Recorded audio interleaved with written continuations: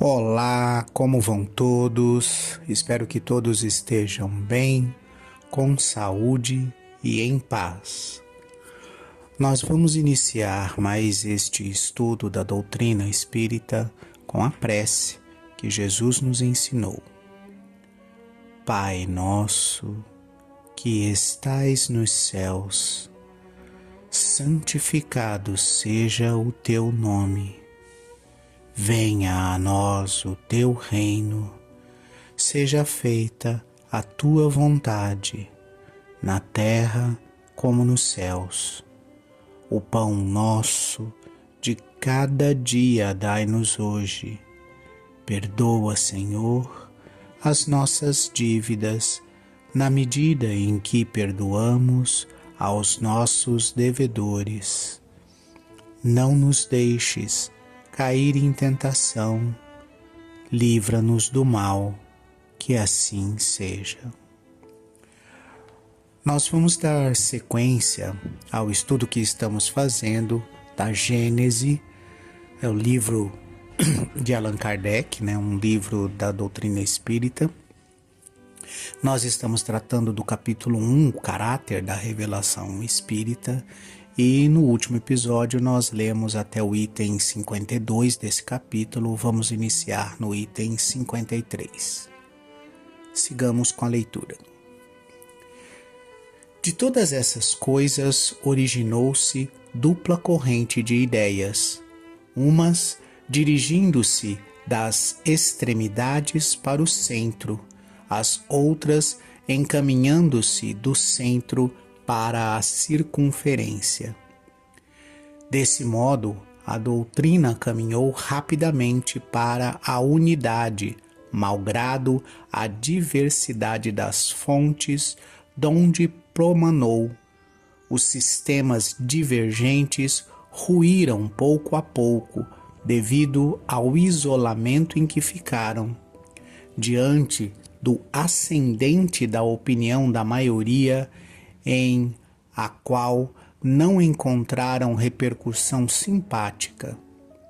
Desde então, uma comunhão de pensamentos se estabeleceu entre os diversos centros parciais, falando a mesma linguagem espiritual. Eles se entendem e estimam, de um extremo a outro do mundo.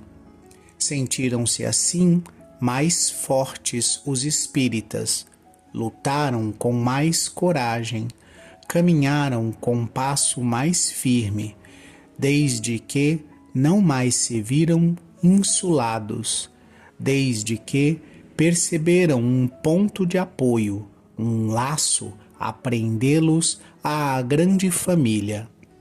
Não mais lhes pareceram singulares, anormais, nem contraditórios os fenômenos que presenciavam, desde que puderam conjugá-los a leis gerais e descobrir um fim grandioso e humanitário em todo o conjunto. Mas como se há de saber se um princípio ensinado por toda parte ou se apenas exprime uma opinião pessoal? Não estando os grupos independentes em condições de saber o que se diz alhures, necessário se fazia que um centro reunisse todas as instruções para proceder a uma espécie de apuro das vozes e transmitir a todos a opinião da maioria. Nenhuma ciência existe que haja saído prontinha do cérebro de um homem. Todas, sem exceção de nenhuma, são fruto de observações sucessivas, apoiadas em observações precedentes, como em um ponto conhecido para chegar ao desconhecido. Foi assim que os espíritos procederam com relação ao espiritismo. Daí o ser gradativo, o ensino que ministraram. Eles não enfrentam as questões senão à medida que os princípios sobre que hajam de apoiar-se estejam suficientemente elaborados e amadurecida bastante a opinião para os assimilar. É mesmo de notar-se que, de todas as vezes que os centros particulares têm querido tratar de questões prematuras, não obtiveram mais do que respostas contraditórias, nada concludentes. Quando, ao contrário, chega o momento oportuno, o ensino se generaliza e se unifica na quase universalidade dos centros. Há, todavia, capital diferença entre a marcha do espiritismo e a das ciências, a de que estas não atingiram o ponto que alcançaram senão após longos intervalos, ao passo que alguns anos bastaram ao espiritismo, quando não a galgar o ponto culminante, pelo menos a recolher uma soma de observações bem grande para formar uma doutrina. Decorre esse fato de ser imutável a multidão de espíritos que, por vontade de Deus, se manifestaram simultaneamente, trazendo cada um o contingente de seus conhecimentos. Resultou daí que todas as partes da doutrina, em vez de serem elaboradas sucessivamente durante longos anos, o foram quase ao mesmo tempo, em alguns anos apenas, e que bastou reuni-las para que estruturassem um todo. Quis Deus fosse assim, primeiro para que o edifício mais rapidamente chegasse ao ápice, em seguida, para que se pudesse, por meio da comparação, ter um controle, a bem dizer, imediato e permanente, da universalidade do ensino, nenhuma de suas partes tendo valor nem autoridade, a não ser pela sua conexão com o conjunto, devendo todos harmonizar-se, colocado cada um no devido lugar e vindo cada um na hora oportuna. Não confiando a um único espírito o encargo de promulgar a doutrina, quis Deus também que assim o mais pequenino como o maior, tanto entre os espíritos quanto entre os homens, trouxesse sua pedra para o edifício, a fim de estabelecer entre eles um laço de solidariedade cooperativa, que faltou a todas as doutrinas decorrentes de um tronco único. Por outro lado, dispondo todo espírito, como todo homem, apenas de limitada soma de conhecimento, não estavam eles aptos individualmente a tratar ex professo das inúmeras questões que o Espiritismo envolve. Essa ainda uma razão porque, em cumprimento dos desígnios do Criador, não podia a doutrina ser obra nem de um só espírito, nem de um só médium. Tinha que emergir da coletividade dos trabalhos, comprovados uns pelos outros. Nós temos aqui, nesses dois itens que nós lemos, um resumo, vamos dizer assim, de como a doutrina foi estruturada. Então, não foi restrita a um único médium, não foi restrita a uma só pessoa, não foi restrita a um só espírito, quer ele encarnado ou desencarnado. Kardec, apesar de ser o nosso codificador, aquele em quem reconhecemos como codificador da doutrina, ele não trabalhou sozinho. ao redor dele, uma série de espíritos encarnaram em conjunto na mesma época para que os trabalhos pudessem ser feitos. E daí a Sociedade de Estudos Espíritas de Paris, né? E observem que grandes mentes também encarnaram ao redor de Kardec, antes e depois. Pestalozzi, Leon Denis, Camille Flammarion e diversos outros espíritos estavam ali ao redor de Kardec para o auxiliar nesse trabalho. Porque como é muita informação vinda de muitos pontos divergentes, é importante que essas informações vão passando por diversas análises ao mesmo tempo.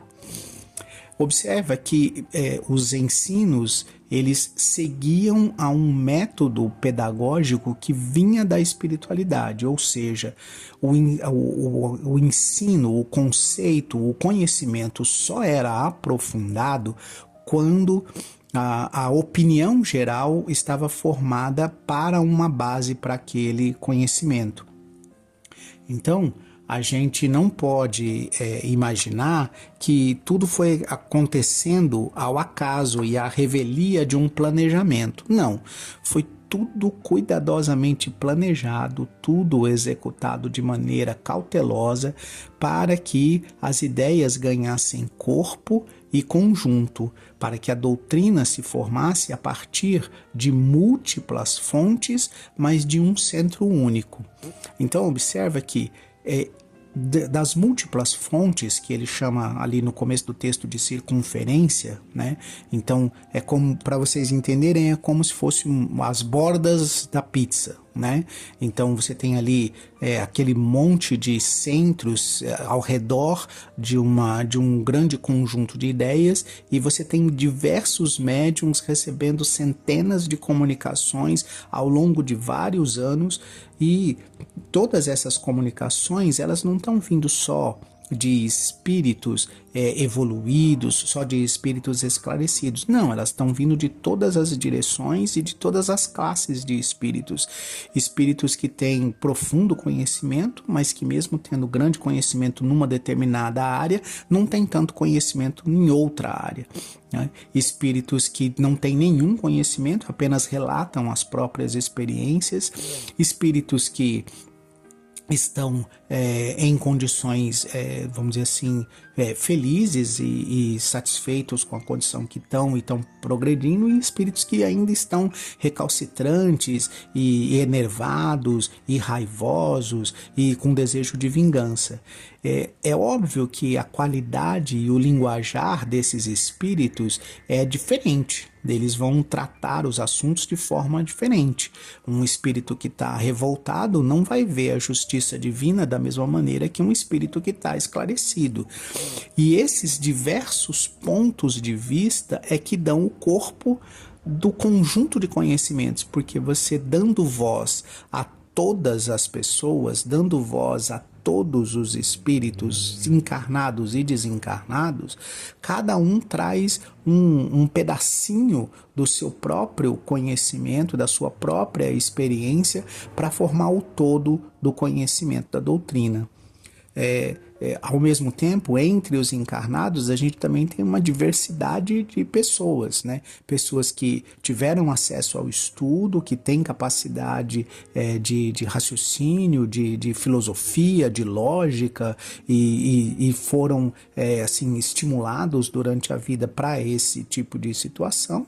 E você tem pessoas muito simples que não tiveram acesso à educação, que trazem como conhecimento básico apenas as experiências da vida e que vão interpretar e analisar os fenômenos de outras maneiras. Porém, todos esses pontos de vista convergem, todas essas experiências caminham para um centro. Lá nesse centro, que é o centro de Paris, né, onde todos os ensinos e todas as comunicações são analisadas, esse grupo ao redor de Kardec e o próprio Kardec analisam todo esse processo, né? E desse conjunto separa o joio do trigo, separa aquilo que, isso aqui é incoerente, ou pelo menos a gente ainda não pode aceitar isso como algo definitivo. Fere um pouco a razão.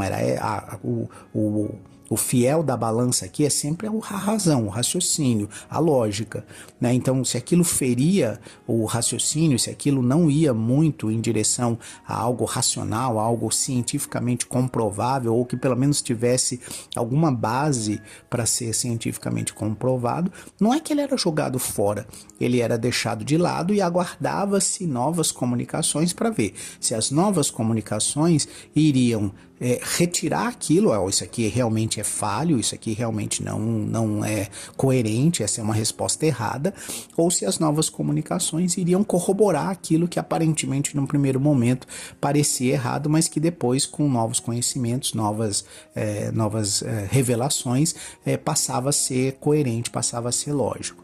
Então nada era simplesmente assim descartado, era simplesmente colocado ali ao lado, espera um pouco, vamos ver como é que isso aqui se desenvolve, e na medida em que o conjunto da obra ia se desenvolvendo, na medida em que o conjunto dos conhecimentos ia acontecendo, é que você conseguia separar o que era a ideia coerente, racional, verdadeira e que fazia mais sentido, da ideia que não fazia sentido nenhum, do conjunto de informações que precisava ser descartado mesmo, porque era a opinião pessoal de alguém que estava viciada pelas suas paixões, pelos seus erros e, por assim dizer, pela sua concepção de vida. Nesse conjunto, né, todo esse planejamento, toda essa ação, ela acontece com a direção direta da vontade de Deus, que quer que esse conjunto de ideias traga para nós, para a humanidade, uma nova perspectiva de como é que estamos vivendo. Então, ao responder de onde viemos e para onde estamos indo e o que estamos fazendo aqui nessa vida, nessa encarnação, a doutrina espírita nos mostra a coerência de por que vivemos, de qual que é a nossa missão, qual que é o nosso trabalho, o que nós temos que fazer, por que as coisas num determinado ponto aparentemente parecem, dão a impressão de que são não coerentes com a justiça divina, mas que na realidade são coerentes com a justiça divina, e a gente tem essa dificuldade de compreender, só isso, só a dificuldade de compreender porque nos falta conhecimento adquirido, né? Então, essa falta de conhecimento adquirido, essa falta de informações, muitas vezes dificulta o nosso entendimento da justiça divina. E vem a doutrina espírita e traz esses conhecimentos, traz essas informações que estavam nos faltando e começa a responder os porquês das injustiças que a gente observa ou que a gente pensa que são injustiças e observa na nossa sociedade, no nosso planeta, no nosso dia a dia, na nossa vida e aparentemente não estão coerentes com a vontade de Deus, né? Então, quando a gente fica se perguntando por que é que Deus permite isso ou aquilo, né? Por que que esse tipo de coisa precisa acontecer, é que a frase de Jesus, é necessário que o escândalo aconteça, mas ai daquele por quem o escândalo ocorrer, começa a fazer sentido na nossa mente. Sigamos na leitura.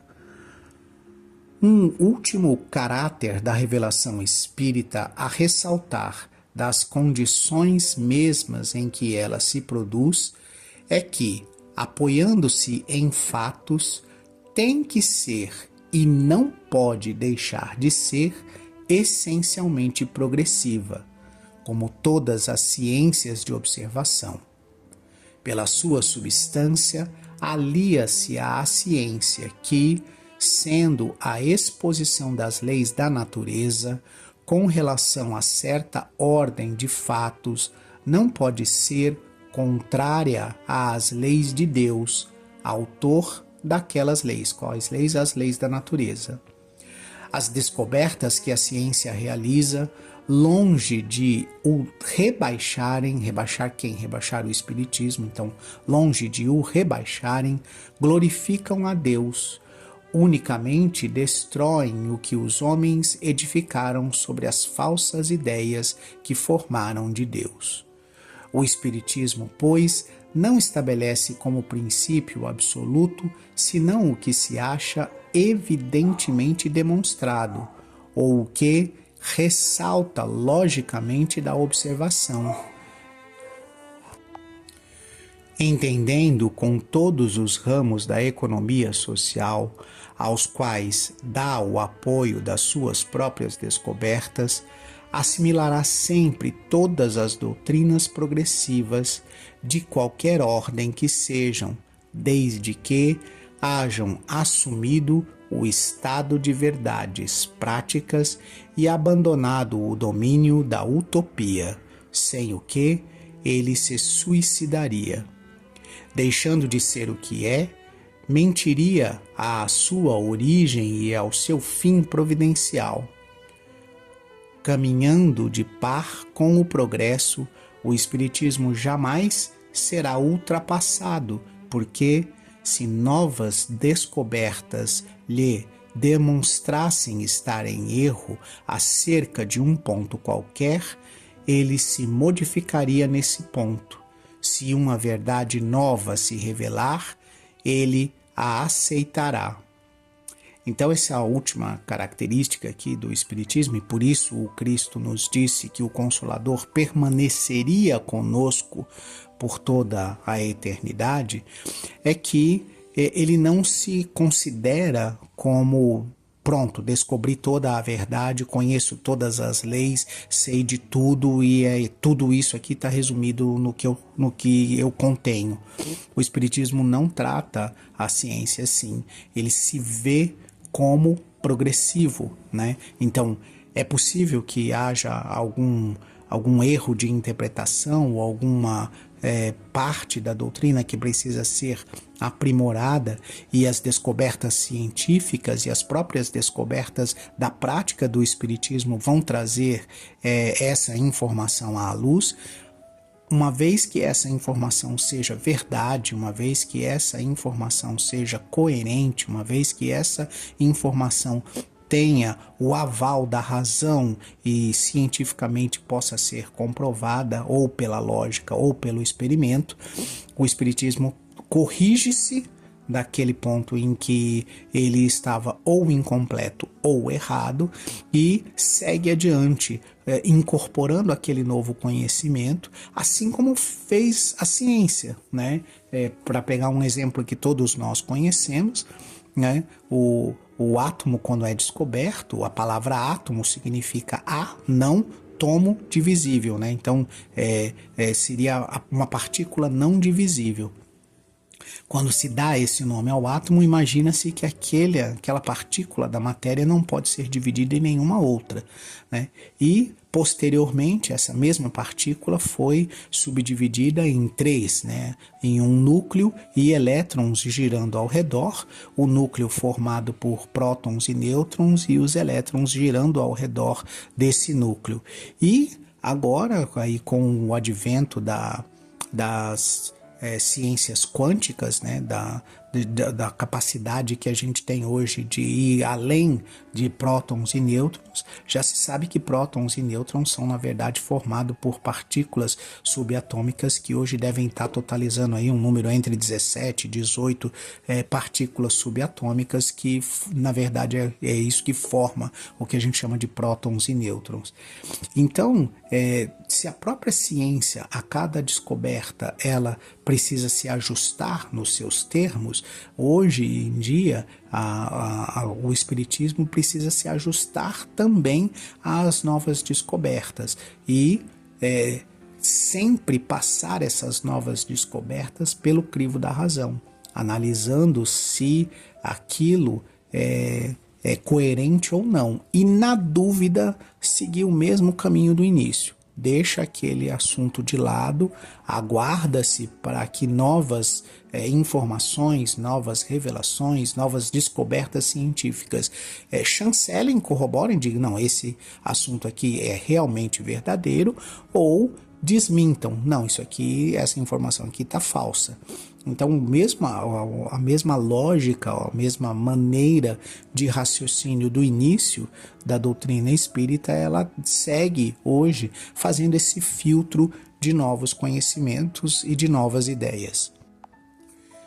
Eu vou me despedindo de vocês aqui para até o próximo episódio e agradecendo pela atenção de todos.